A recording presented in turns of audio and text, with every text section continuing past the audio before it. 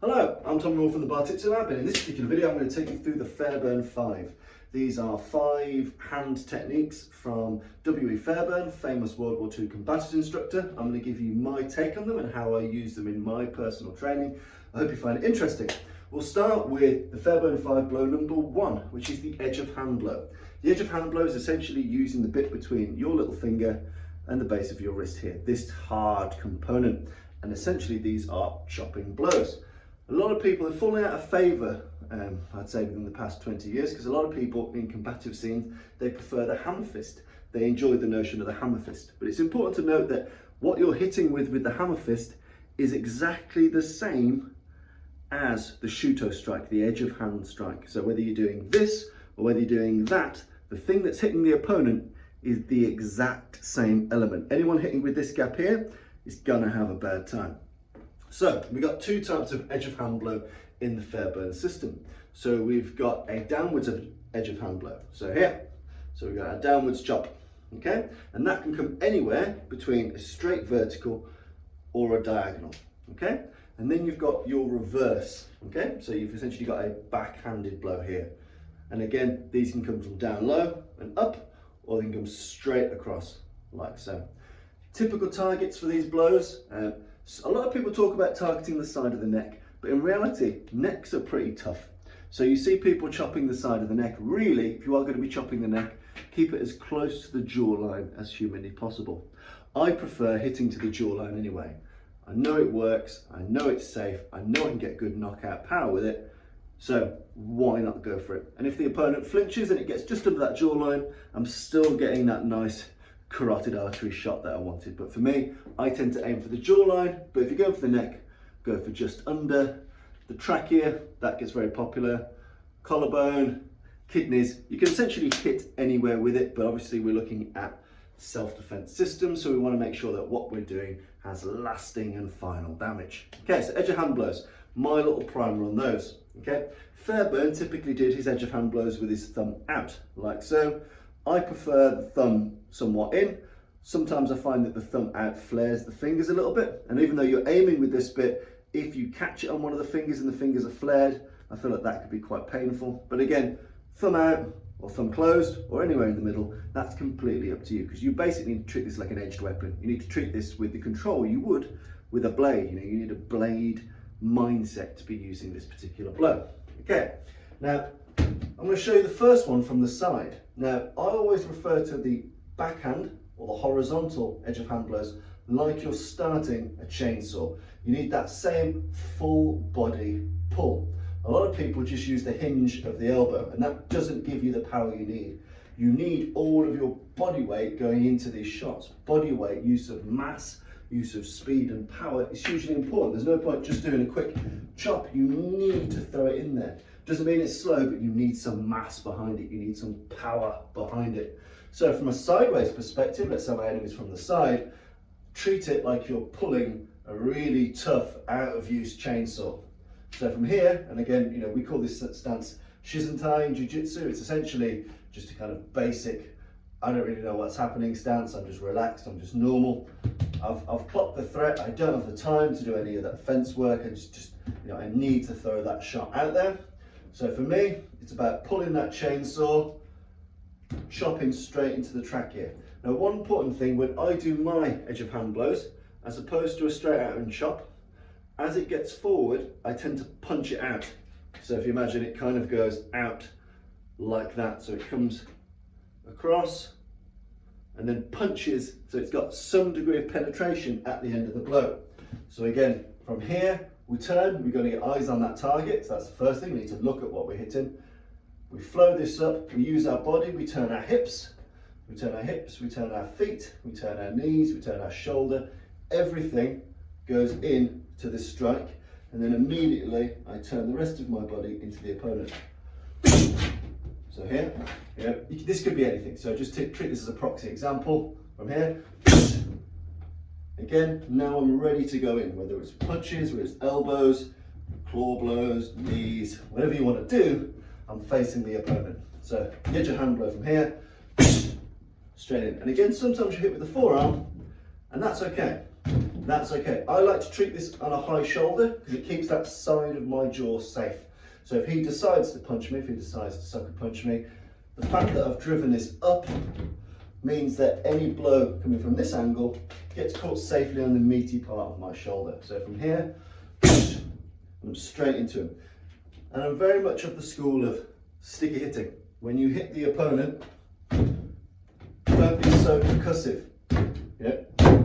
When I hit the opponent, sometimes it sticks a bit, and that's okay because you're going forward.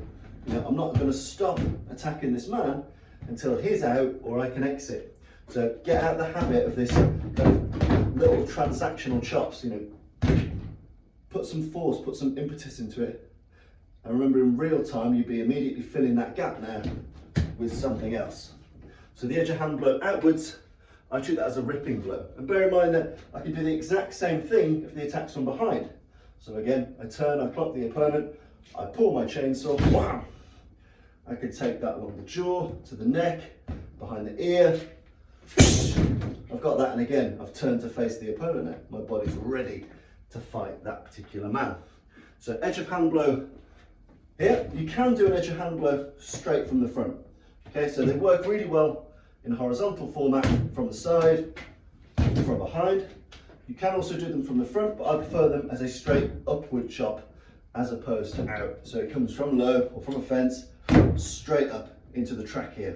So when I'm front on, if I'm doing a reverse edge of hand, I prefer it just straight up here, straight up, straight up. In this particular version, I'm driving my body weight up like I would with an uppercut. I'm driving up from the floor, I'm driving up for the floor with this.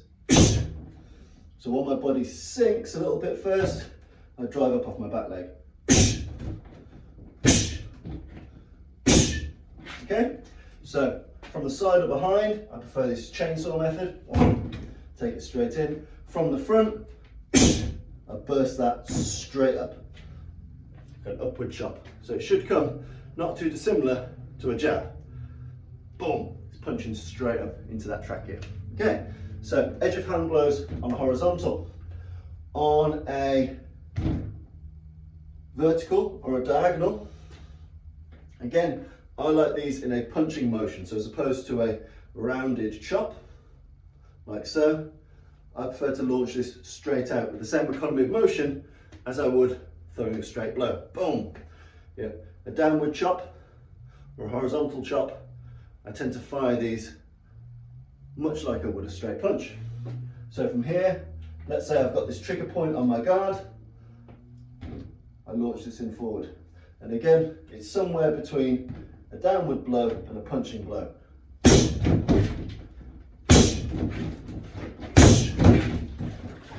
Jams in there. Great thing about edge of hand blows is they're really good to rinse and repeat. I call them button basher drills. When you're playing that guy in Street Fighter and he just keeps mashing circle and he's fucking you up, these are the drills. Boom, boom, boom, boom. You can keep repeating the same movement and then move off. You know, they're really good to use in a compound setting, both with the same strike and a different type of strike. So the edge of hand blows, they work really, really well.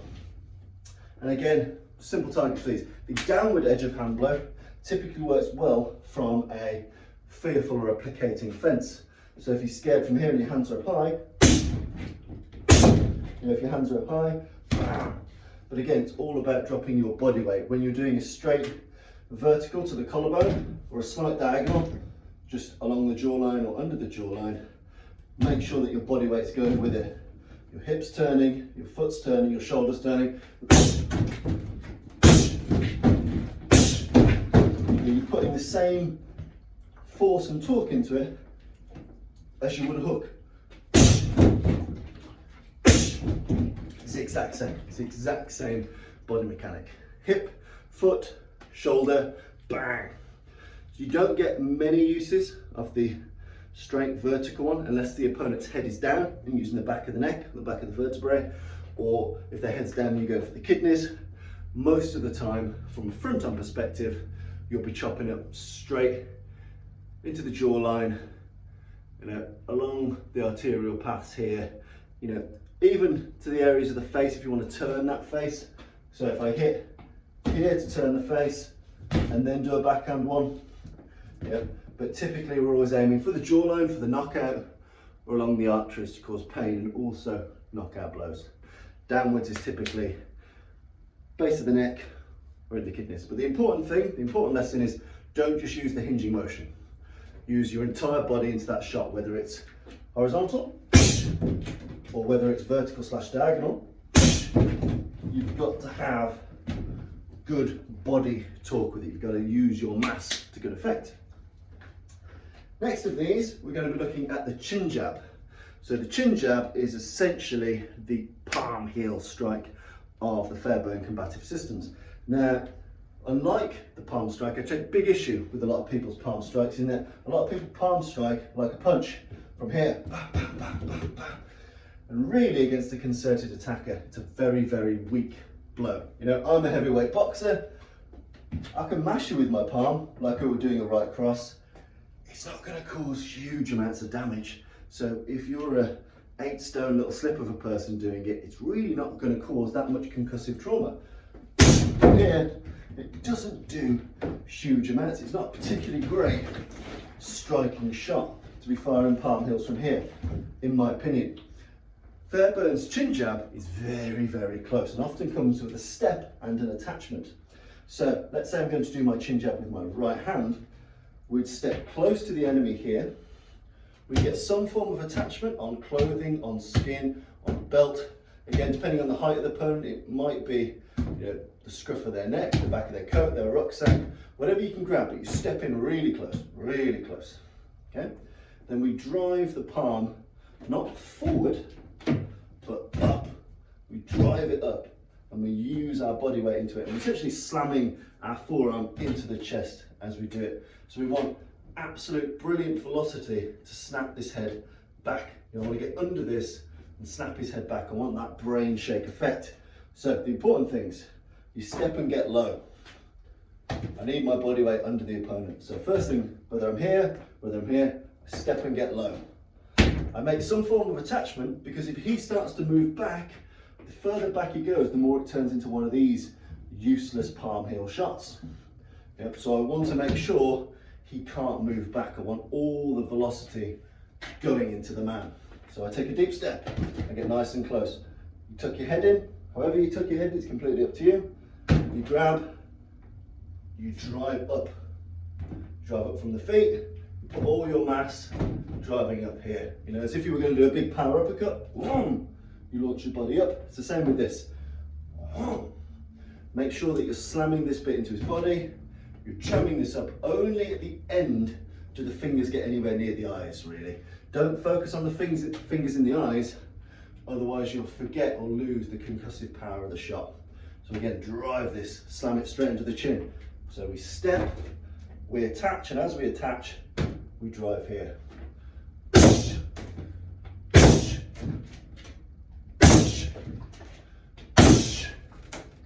And again, we may need to throw multiple versions of these to get the job done. But the main point is having the dedication and commitment not to palm heel out here, but to make that deep step, get the attachment and drive that up.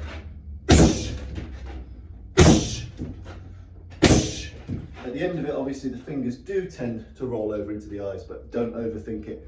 Your main job is to smash this palm straight under that chin. The important thing is to get that deep step in, get as close as you possibly can to the opponent. Just move pod for you, close as I possibly can, get the attachment, drive up with all the force that I can possibly have. And again, make sure that you're not being too tappy with this. Boom! Once that's landed, you know, I'm going to keep a grip of his face somewhere. I'm going to move him somewhere else, hit him with something else. So don't just treat it like a boxing jab against a bag. When this lands, bang! You're not just going to retract this, you're going to keep fighting, tearing, hitting. So the chin jab, not a passive or transactional long range palm strike, but a deep, dedicated grip, slam of a blow, driving my entire body weight up under the chin. Okay? The next one, so we've got edge of hand blows. We've got the chin jab, which is ultimate close range palm hand strike. Then we've got the tiger claw. Now the tiger claw, that is what we use instead of that palm strike. So we fire the claw towards the eyes. So essentially treat the face like a bowling ball.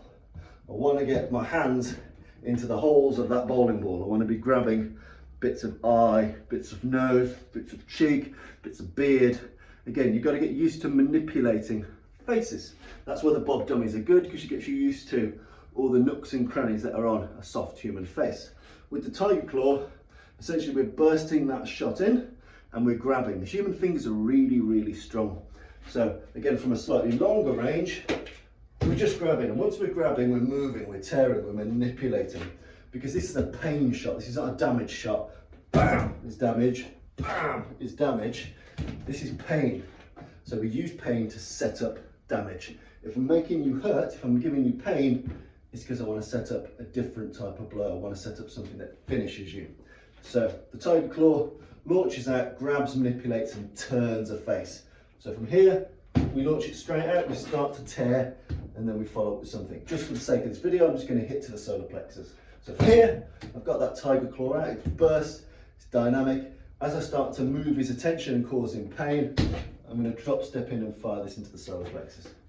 So again, I want him thinking, ah shit, my eyes, my face, it's uncomfortable to be grabbed around the face, so that I can set up, in this instance, the power body shot to the solar plexus. So the tiger claw launches straight out. That's part one, boom. As soon as it lands, the real work it does is after it lands. It manipulates, it sticks, it grabs, it rips. If it gets pushed off, it grabs clothes. It's exploring, ripping and tearing to distract you from the damage. Pain, damage, pain, damage, pain, damage. Tiger claw blow, they're really interesting, they're really dynamic.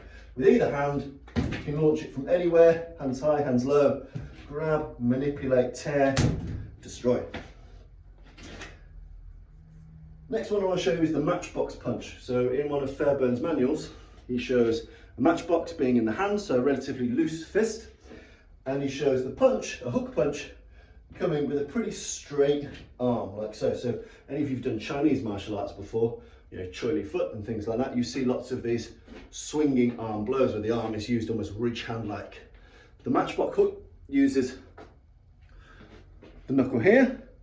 You've also got pretty decent knuckles all around here. So a big knuckle there. The thumb is a very strong part of the hand. You know, we've got, and we're hitting with the side of the fist, the side, okay? But we're driving that knuckle in, boom. So the matchbox hook essentially is just taking typically a short diagonal step, and we swing and bar the arm and drive this behind the ear into the throat along the jawline. So we step and we hit.